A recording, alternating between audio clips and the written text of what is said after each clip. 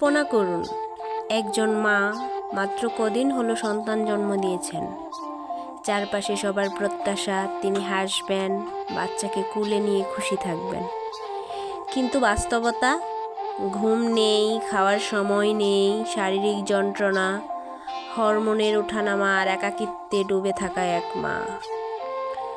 রাতের পর রাত বাচ্চার কান্না শুনে ভেতরে ভেতরে ভেঙে পড়েন তিনি।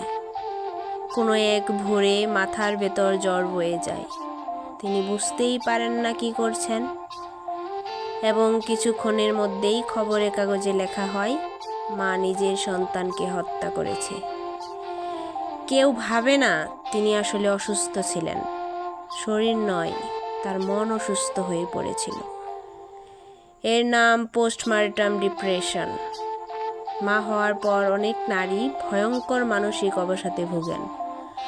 অকারণে কান্না, খিটখিটে মেজাজ, ঘুম না হওয়া, বিরক্তি বা অবসাদ এসবই হতে পারে এর লক্ষণ। দুঃখজনক হলো আমরা এটাকে হেলাফেলা করি, বলতে শুনি মায়ের আবার মানসিক সমস্যা কিসের। ফলাফল, এক মুহূর্তেই ভুলে ভেঙে যায় পুরো পরিবার, হারিয়ে যায় এক নিষ্পাপ প্রাণ। তাই এখনই সচেতন হন।